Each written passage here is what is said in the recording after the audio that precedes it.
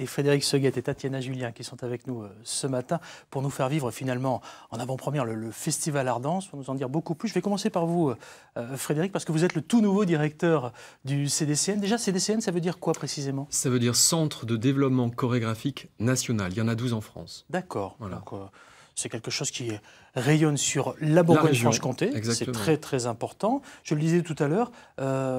Donner le goût de la danse au plus grand nombre, c'est pas évident. Qu'est-ce que vous répondez à ceux qui vous disent, ça arrive parfois malheureusement, oh là, c'est pas un peu élitiste la danse, un festival de danse? Déjà, il faut aller voir la danse.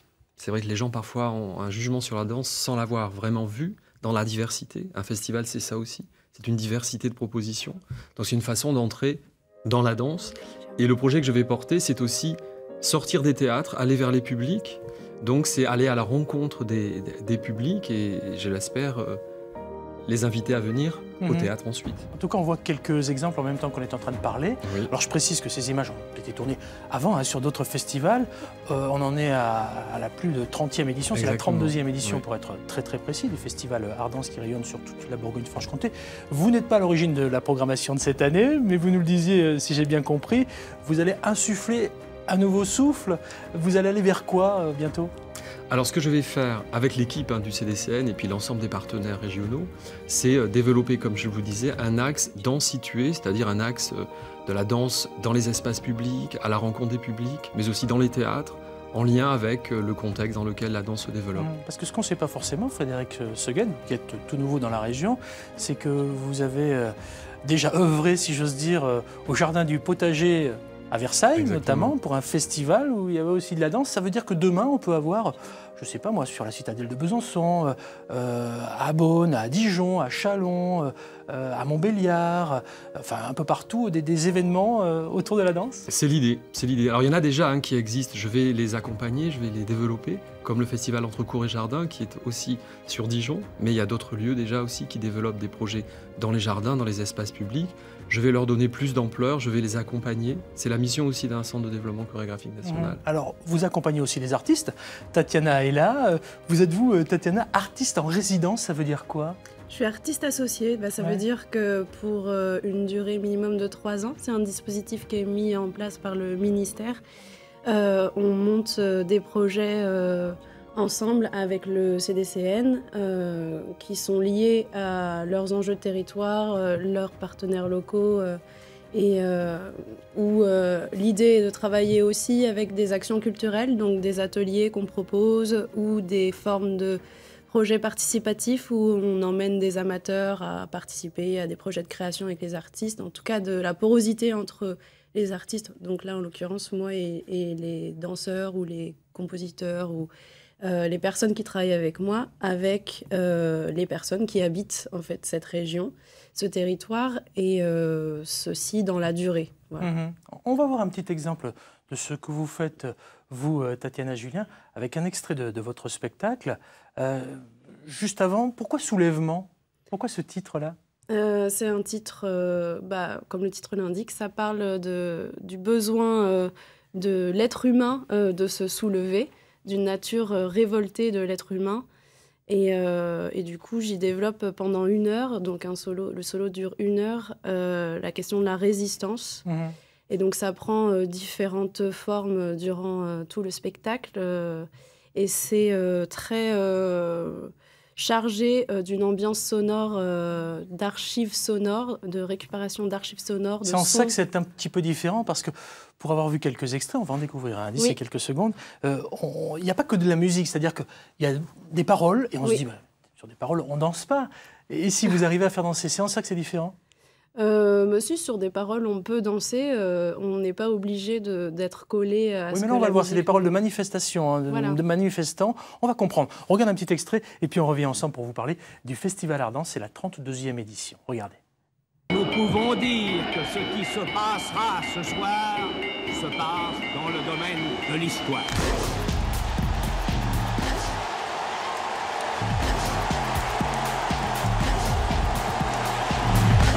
Nous sommes en train aujourd'hui d'assister à la naissance d'un nouveau monde. Show us your ass.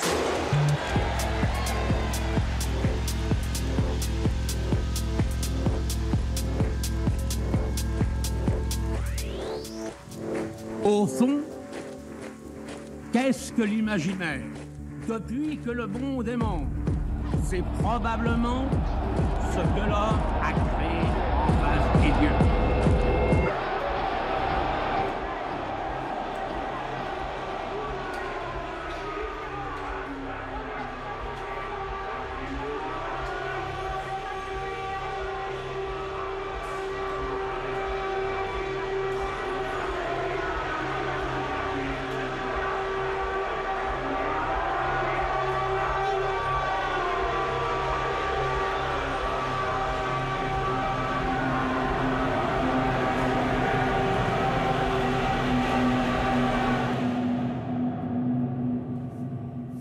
On vient de voir un très très court extrait, hein, une musique pulsée, des sons énergiques et puis une performance physique, parce qu'un solo d'1 heure sur un rythme comme ça, il faut pouvoir tenir quand même. Oui, c'est plutôt une performance quand même, ce solo. Ce qui est intéressant dans cette proposition, en tout cas, c'est que je l'estime pas vraiment comme un solo, dans la mesure où le travail du son est très présent et où on a effectué un son qu'on appelle multicanal. Il y a plusieurs sources sonores qui immergent le public, et le public est disposé en bifrontal, donc c'est-à-dire qu'on a 2 gradins qui se font face, et je développe le solo sur un couloir en fait, donc un peu comme un catwalk, un endroit de défilé, et aussi, pour moi c'est plutôt le symbole d'une tribune, d'un rassemblement, et on y parle beaucoup d'ailleurs de la démocratie dans les paroles qui sont C'est un rapport aussi avec l'actualité, hein. Il y a quand même de la légèreté et de l'humour. On ne le voit pas forcément sur l'extrait qui est là, qui est relativement court, hein, qui est très succinct, 1 minute 30 sur 60 minutes de solo, forcément c'est pas évident. Est-ce qu'il y a quand même une place pour l'improvisation, Tatiana ? Oui, dans ce solo, il y a une écriture tout le long, mais il y a une énorme partie qui est improvisée, notamment parce qu'il y a beaucoup de choses qui se font en lien avec les spectateurs. Oui, il y a un vrai contact avec le public, hein. Voilà. C'est vrai que, vous le disiez fort justement, vous êtes dans un couloir, donc c'est très près, en fait, on est très près. Oui. Le regard des spectateurs comme ça qui sont particulièrement présents, c'est pas un peu flippant quand même ? Non, c'est super agréable, et ce qui est important à mettre en place avec les spectateurs, c'est de faire en sorte qu'ils se sentent concernés par ce qu'il se passe, sans se sentir violentés par une interaction forcée. Et en fait, au fur et à mesure du spectacle, les gens deviennent le sujet de la proposition.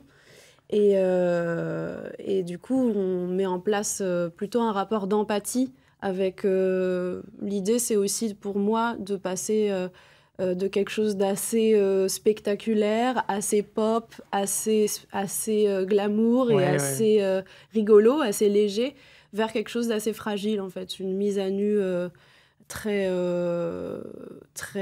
humaine en fait, dans un rapport intime avec les gens, où on échange des regards en tout cas, c'est un beau spectacle, hein. C'est un spectacle à aller voir, évidemment, dans le cadre du festival Ardence. Alors, vous pianotez un petit peu sur le net, vous avez toutes les coordonnées.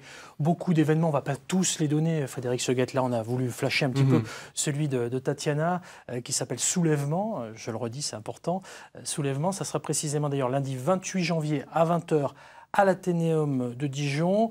Vous jouerez aussi à Belfort en mai, enfin, dans l'occasion d'en reparler. Il y a quand même malgré tout dans ce festival des nouveautés. On peut en parler parce qu'il y a des événements. La Data Danse, qu'est-ce que c'est par exemple ? Le Ciné-Danse, tout ça ? Alors Ciné-Danse, c'est un programme qui a été initié cette année avec le De Vosges, qui est un cinéma dijonnais. Donc un programme de films de danse ou sur des chorégraphes, comme Pina, donc de Wim Wenders, qui a été tourné sur la chorégraphe Pina Bausch. Voilà, donc ça c'est un programme qui est initié cette année. Et pour la Data Danse ? Ça c'est dans le cadre des CDCN, il y a des dispositifs qui ont été mis en place pour justement sensibiliser. C'est des plateformes numériques, hein, pour voilà, faire exactement. simple, pour essayer d'apprendre un petit peu c'est des outils qui ont été danse. créés par les CDCN pour sensibiliser les publics à la danse. Avec des ateliers aussi pour faire danser les enfants. Vous avez une maman à côté qui fait aussi danser ses enfants. Des ateliers enfants, en effet. Des ateliers, des conférences, une grande diversité de formes et de propositions. Tiens, justement, je me tourne vers la danseuse que vous êtes, Tatiana Julien. Il y a peut-être des vocations qui vont naître au travers des quelques images qu'on a pu voir. C'est très prétentieux de dire ça, mais on a le droit de rêver, hein. En tout cas, il y a des parents, des grands-parents qui sont avec nous et qui se disent Moi, j'aimerais bien que mes enfants se mettent à la danse. Qu'est-ce que vous leur dites? Bah, moi, je suis pour que l'humanité entière se mette à danser, donc sans Mais elle vouloir, danse sans le savoir déjà. Allons-y, l'humanité. l'humanité Voilà. entière. Mais pourquoi pas? Pourquoi pas? On est visible sur le web, sur les plateformes de France Télé partout dans le monde. Pourquoi pas? On va parler musique. Vous restez avec nous parce que la musique, ça a aussi rapport avec la danse. On va revenir sur le festival Art Danse qui donc a lieu. C'est marqué du 21 janvier au 6 février dans plein de lieux différents. Donc allez faire un tour sur le net pour essayer d'en savoir un petit peu plus.